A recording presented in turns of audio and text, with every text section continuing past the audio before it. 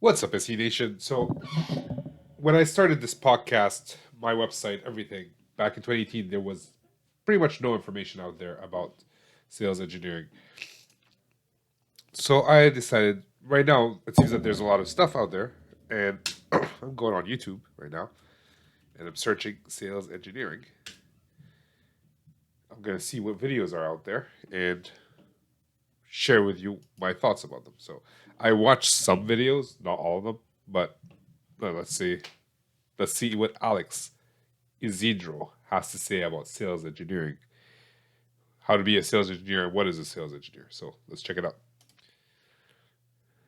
All right, so the last video that I made about sales engineering actually started picking up a little bit, which shows me that I think there's an interest in sales engineering. And so in this video, I'm going to go a little deeper into what sales engineering does, what are the skills that are needed, what are the pros, what are the cons, what is the salary breakdown for sales engineers, and also we're going to be talking about some career paths for sales engineers. But first, if you're new to the channel, if you're just meeting, thank you for. All right, so to quickly recap the first video that I made about sales engineering, if you don't want to go watch it, I suggest you do because there's a lot of really good info. But if you don't want to go watch it, the quick recap is that sales engineers facilitate the sales process for technologically and scientifically advanced products. Whether that is a complicated computer system or recap is that sales engineers facilitate the sales process for technologically and scientifically advanced products. Whether that is a complicated computer system or mechanical, electrical devices, software, and IT tools. In fact, from the previous video, I did mention that IT and software is probably one of the biggest fields for sales engineers. Also, the role of a sales. Okay, so a couple of things. We facilitate the sales. Yes. The question is, how do we do that? So, sales engineers help sell by actually solving problems. I think you mentioned that. So I would like the focus of sales engineering isn't necessarily to facilitate sales. It's basically to solve problems. That's the one differentiator I would do. And I agree with everything. I don't think IT. I mean, IT is huge and security is huge, but there's marketing technology, finance technology. It's not just IT and security. There's a lot of sales engineers out there doing stuff that's not related to IT whatsoever. I think IT is one of the highest paying jobs as sales engineers, but yeah. Sales engineer is typically found in a business to business setting, and they're tasked with selling obviously complex products to other businesses. So they're basically the ones that explain that complex technical features, and they make it easy or easier per se to understand for people that are not. So yeah, our job is to explain stuff, but our bigger job is to understand, right? Trying to understand what the customer is looking for, what they're needing before we understand. What are we going to explain if we don't know what they want? So I would say that. Not too familiar with all the technical and. By the way, my nose is blocked completely, so if I sound funny, well, I sound funny. Intricacies of a certain system. Pros of sales engineering. Let's see. All right, so as a good thing, as a pros, there's a couple of them here that I want to mention. And the number one, and these are not in a number of importance, but the number one thing that I want to mention here is the high earning potential. I did mention previously that sales engineers typically they don't really need a lot of experience, and so they could start. Typically they don't really need the high earning potential. I did mention previously that sales engineers typically they don't really need a lot of experience, and so they could start at a relatively higher salary than. I don't know how I feel about that. I think I disagree. I mean, the biggest challenge that most SEs face or people trying to break into sales engineering is that they don't have any sales engineering experience. It's not just the technical part; it's the sales engineering experience. So there are roles out there that you might not need a lot of experience, especially for inside sales engineers.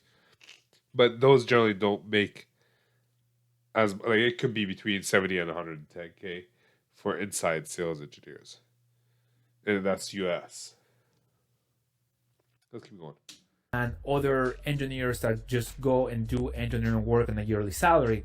And that's mainly, as we'll see a little later, because they get paid on commission as well on top of their base salary.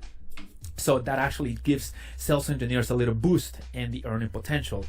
Another One thing I want to say, that if you're negotiating for a role as a sales engineer, uh, you're not a sales engineer. You're negotiating a role for a sales engineer. Make sure that when you negotiate your base is higher than what you currently earn. So just having a base that's higher will give you a boost, and then you get the bonus on top. But I agree with that. pro of being a sales engineer, it's that it's really good for extroverts. If you are an extrovert, No, it's okay. It could be good for extroverts. It's also good for introverts. And he might say that in a second now. I'm not sure. I can't stop it right now. But I think we both, like, introverts and extroverts. I'm an introvert. I think we both have our challenges. Extroverts sometimes have a problem just listening. Right? They're the life of the party. They want to talk. They want to be able to actually chat. Uh, so sitting down and listen might be very hard. Introverts, on the other hand, have might have a hard time coming out of their shell and talking. Now, there are different levels, different spectrums of the introvert and extrovert and ambivert and being in the middle. Uh, so I think we all have our challenges. I don't think it's specifically good only for extroverts. It's a good option for any vert. Yeah, I made that word up. a person, if you draw your energy from being with other people, if you're a people's person and you just like being out there and going on the field and just dealing with different personalities and helping people solve problems in person or in the call, this is going to be a really great field for you, and I think this could fit your personality really well. I think that's the thing. We also have to be on our own, working on demos, working on presentations. It's not just being outside and performing to customers. And even when we're outside performing to customers, we have to know when to shut up. Uh, Extroverts can do that, and so can introverts. Introverts can work with people. I mean, I never enjoyed, especially when we go on, let's say, sales kickoffs. Everybody wants to go after all the sessions that we've done. We end around 8 or whatever, and everybody wants to go out for around 10 o'clock, and everybody wants to go out for beers or drinks, and I'm done by then. But I spend the majority of the day with people, but I don't want to see people anymore, so I go back to my room. I even go back earlier. So that's a weakness, if you will. But also, you just did spend, I don't know how many hours with people. Another thing about sales engineers, another good thing about sales engineers is that they usually have a frequent change of scenery. They're really not talking to the same people all the time. The sales engineers make the sale, obviously, and they move on to the next client. Depends on the company you work for and your customers. If you're an enterprise sales engineer, you're working with the same customers a lot of the times. If you're an SMB, small and medium business, which we'll talk about in the next podcast coming out next week, it will have some information about that. But you're talking about, for SMB, you're talking to different customers all the time, which could be a con as well. You don't get to build relationships. It's more transactional. You're He's right. At that point, you're in there. I don't know how much discovery you can do. You just there to answer questions and move on. So it's very transactional. But I work as an enterprise. I have three major customers or two major customers right now, and then I have a lot of smaller customers. Those two major customers, I work with them all the time. I have a relationship with them. I know their families in some cases. And somebody else takes over the customer quote unquote experience per se, generally speaking. Also, sales engineers are in the know for Depends on the company again. Some companies have customer success. Some other companies have TAMs, technical account managers, but the sales team is still very much involved. They're just the job of the TAM is to support the customer with like hands-on stuff, whereas the SE would be more to manage if they have tickets or whatever, to get them support, to get them product management support. So it's I mean, I think he's doing a great job as a summary, uh, like an intro to an SE role. But there's when you're watching someone's video, you get to pick a little bit on everything else. But I think he's covering one aspect very well of sales engineering. It seems that most of what he's talking about is more for either small to medium businesses or a smaller enterprise where you're hunting all the time. There's a difference. You might hear the term hunting versus farming. Hunting is the process of going out and finding new customers all the time. Farming is basically growing the customers that you already have. And I think based on what I'm hearing right now, it's more about the hunting part. The latest technological advances. They basically know what is happening in the market. Well, what's the latest gadget? What's the latest technology? What's going out there? What's the latest and greatest? Another pro of a sales engineer is a strong career options. And a successful sales engineer can write their ticket as a consultant. You can open perhaps your own company, and as a senior sales role, you can also become a regional sales engineer. And so there's going to be some limitations, of course, depending on what kind of. So it does sound like he was talking more about SMBs, sales engineers versus regional enterprise. Potentially. I have to get him on the podcast to discuss this. Company, what kind of industry you're in. Now, the hours and the work itself can be fairly inconsistent. Obviously, as a sales engineer, that you're going to be on the field a lot. You may be dealing with 40 hours a week, 1 week, and then the next week you may be working 60, 70 hours, and then the next week maybe you have a lot of downtime, so you're only working maybe 30 hours. Also, I know that this is going to sound a little contradicting, but another disadvantage of being a sales engineer is that when you are on the field a lot, perhaps you're out of sight, out of mind. And so what that could entail is you having less than desired influence on decisions that take place in the company. Maybe if you want to be involved in the certain decision making, maybe you want to have some influence in the company, because you're always out on the field. Nobody's going to see you. Okay.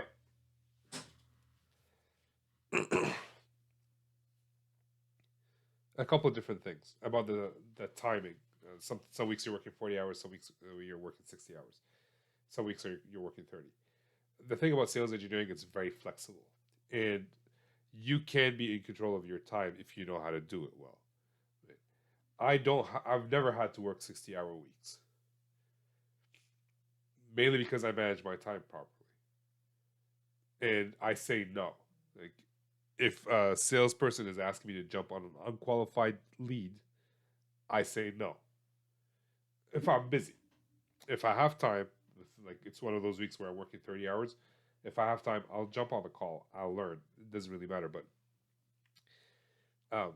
I think you have a lot more control, or you should have control. You should learn to get control over your calendar so you're not working those 70-hour weeks. I mean, it might be 1 week every 6 months or something where you're working 60 hours, 70 hours. Sure, it happens. There's a big deal on the line. It could happen. But the majority of the time, you shouldn't be doing that because that leads to burnout. And if you're working 30 hours a week, if you have 1 week that's 30 hours, that means you have time to actually learn and hone your skills.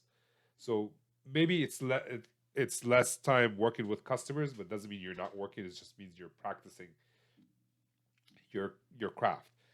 The second thing, out of sight, out of mind, that's completely, in my opinion, untrue for multiple reasons. If you're working with customers on a daily basis, they're requesting things from you. You're communicating with the product management. You're communicating with your teammates about different things that they've done. If you're out of sight, that's your fault. Right? You have to take in the effort to actually talk to people within your organization. If a customer needs something, a feature that you don't have, you're going to have to relay that information to to product management. If you do something, if you do an amazing demo, that's a demo that you have to share with the rest of your team so they can learn from you. Out of sight, out of mind is a you problem, not necessarily a company problem. Like, you have to do something about it, and it's not really a con. It's a mistake that SEs tend to do. And unless you are extremely good with your sales, and if you're watching this video, I wish you the best, and go kill it and become that person that the company really depends on to bring the people. Yeah, see, exactly. I agree with that statement. basically you have to be doing a good job. If you're doing a bad job as an SE, believe me, you're not going to be out of sight or out of mind because your salespeople are going to be complaining about you, and your sales manager, sales engineer manager, is going to be on your back. So this is a good video. I mean, I disagree. We can disagree about a lot of different things. I don't disagree. I think he took one aspect of sales engineering and he talked about it, and I'll probably reach out to him and get him on the podcast so we can discuss it a little bit better. Because this is very one-sided. I don't know what he's thinking, and I can't ask him questions. I think for what he covered is great, and I agree. I agree with some of the things he said. I add on a lot more from on other aspects. All right, so let's check out another video. This is Alex Isidro. I'll put a link for his YouTube channel in the description below. Tech sales. That's not become a sales engineer. I already watched that part. Let's see what Cyrus says about sales engineering. I already watched a piece of it. I don't know. What are the differences in the roles? So what are the differences? So this is okay. A sales engineer, again, I'm a sales. Okay, just to be clear, he's talking about sales engineering versus tech sales. That's a video that I created a couple weeks ago as well. Did I copy that? Yeah, he did it 3 months. He did it before me. Sales engineer. I demonstrate my company's technology to other companies that are interested in technology like ours. So think of it this way. This is an easy way for everybody to understand it. Imagine a person wants to have a social media account. Let's. The one thing I start off is he says he demonstrates his product, and that's his sales engineering role. My sales engineering role, although it does require demonstration, that's not the majority of my role. Right now, I'm not a sales engineer anymore. I'm more a salesperson, but I get my SEs involved that work with me way earlier than just to demo the product. They have to be part of discovery. Pretend there's a person walking around that doesn't have a social media account. They don't have an Instagram, TikTok, YouTube, Facebook, none of that. Twitter, none of that. They're like, hey, I want a social media account. Now imagine you're a sales engineer for Instagram, and then TikTok has a person who's their sales engineer. Facebook has a person who's their sales engineer. It's your job to demonstrate to this individual how cool Instagram is and why they should be with Instagram instead of. So as a sales engineer, my job is to first and foremost understand why they want to go on social media. What are their goals? What are they trying to achieve? Because if I'm working for Instagram and they're looking to do hour-long podcasts, I have the wrong platform for them, and I immediately qualified myself out. So part of the sales engineering role is to, before even demonstrating, showing them how cool Instagram is to understand why and what are the business problems that we're trying to solve. Sales engineers, their job is to basically solve business problems through technology.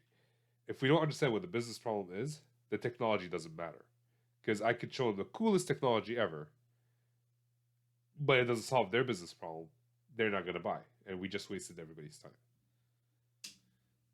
TikTok instead of Twitter. Now it sounds salesy, but you're not selling, you're demonstrating. So you're showing them all of the features that matter to them. You ask them a bunch of questions. It's like, okay, you want to be on social media. Why do you want to be on social media? Oh, I want to be on there so I can see all of my friends. Okay, cool. What social media account are all your friends on? Okay, my friends are mainly on this one. Okay, cool. What do you want to do on social media? Oh, I wanna post pictures and videos. Okay, cool. So a year ago, that was. So he's doing a discovery. That's exactly what a discovery is, and he's doing it. Cool.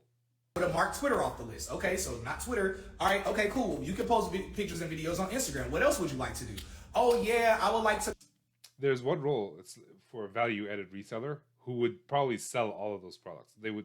So each company, like Instagram, has its own SE. I'm not saying they do have their own SE. I'm just using it as an example. Instagram has its own SE. Facebook has its own SE. Actually, Facebook does have SEs. Twitter, all of them have their SEs that are trying to sell their product. Sometimes there are companies that are value added resellers that sell to smaller organizations, and they sell all of those products.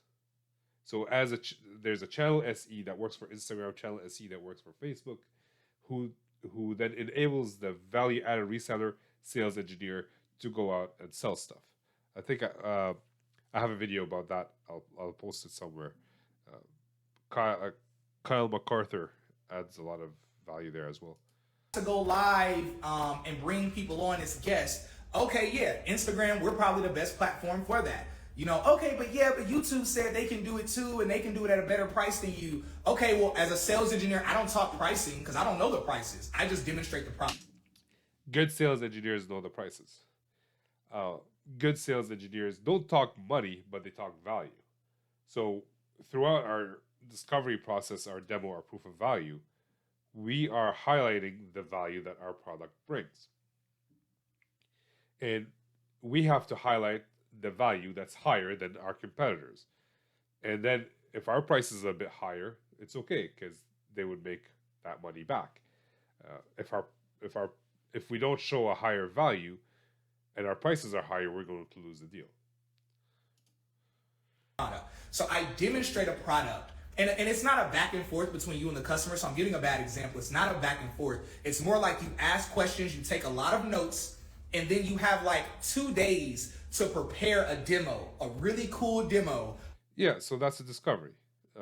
It is a back and forth. It's a conversation, and then you go and you may have 2 days, you may have a week, depending on the complexity of the product.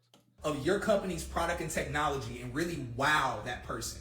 All your job is to do is to wow them and address what it is that they're looking for. Yep. You're not even supposed to show them everything your company can do. You just wow them with some of the features. When they're wowed and they're like, yeah, I like this, I think we want to go with your product instead of one of your competitors. That's as simple as it is. We're less focused on features and more focused on benefits and what it would do for them.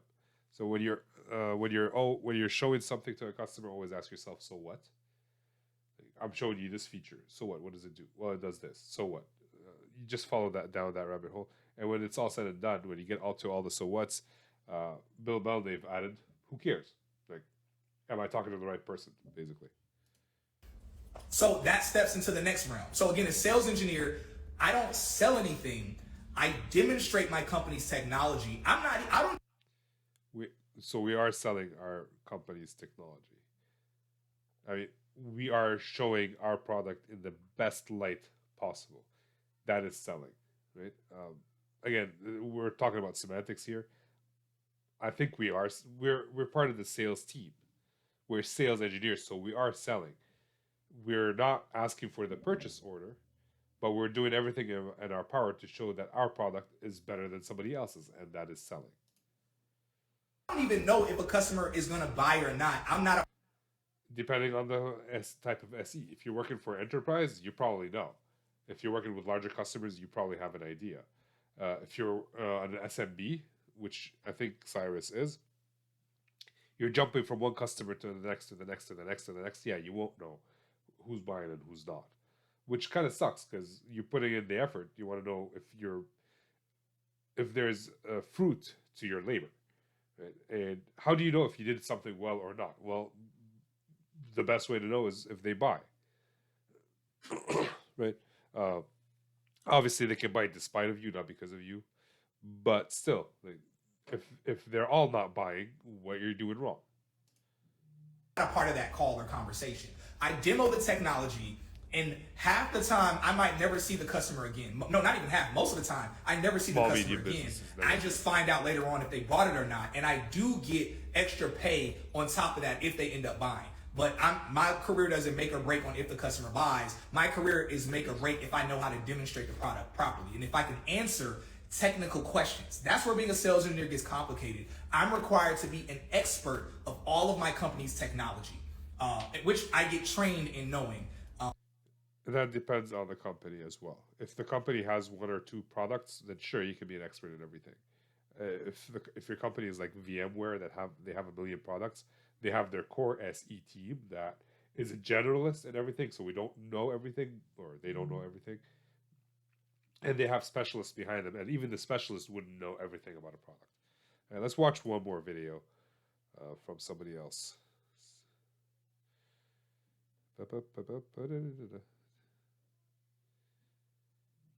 Which video do you want? Oh, this is me. Hey, this is Trevor. Let's listen to Trevor. We're not going to watch the entire thing. Hey everybody, my name is Trevor Spires, and today I'm going to be talking about how somebody like you. So Trevor's been on the podcast, and he's been on my YouTube channel. Check him out. He talks a lot about AWS. So if you're interested in AWS, he actually has a video. What is a solution architect? So check those out. You can become a sales engineer. If you weren't aware, sales engineering is one of the highest growing and highest paying careers in tech today. The purpose of this video is to give somebody who's interested in breaking into this space some practical advice for how to get there. It's definitely not a super clean, structured career path for a lot of people. It tends to be a field that people stumble into from another engineering trade. I fell into it because I applied for a role called systems engineer. Turns out that was a sales engineer role.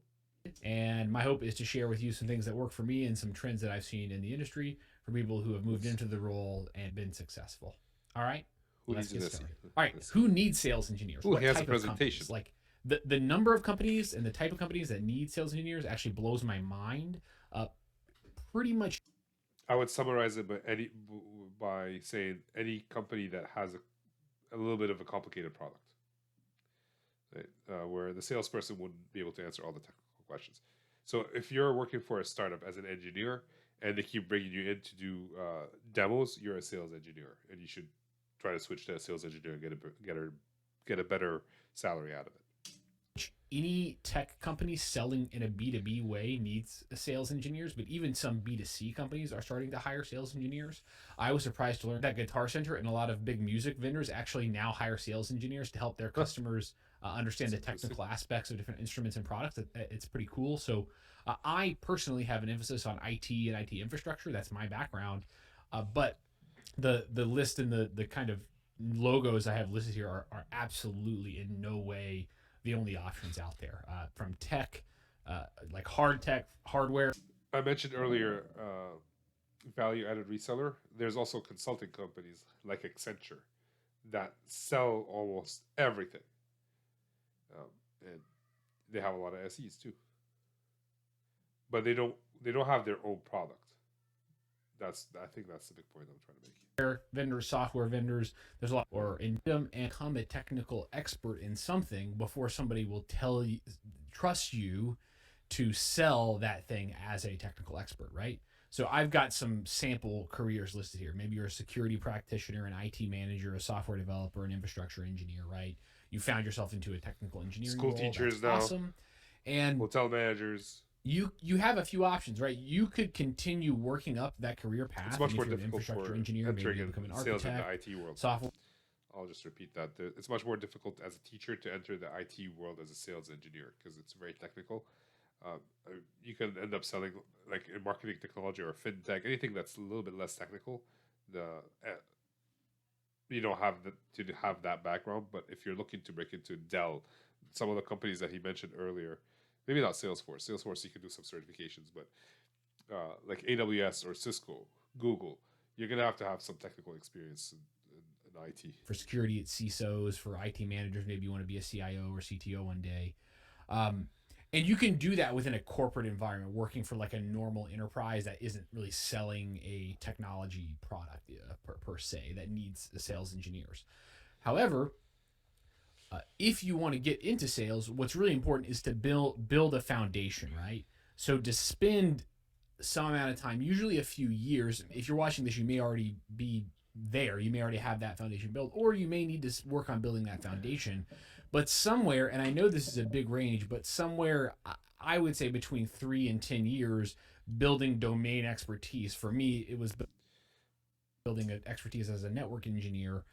Yeah, so I was a support engineer and network engineer. I worked for 4 years before I became an SE. So I'm within that range. Then after that, you could cross over into sales land, right? And I mean, some people go straight out of university, like Cisco, Dell. I don't know about Google and AWS, but a lot of companies, ServiceNow has like an associate role, associate sales engineer role, where people straight out of university can go and they kind of study for a year or two how to become SEs and then become SEs for that company.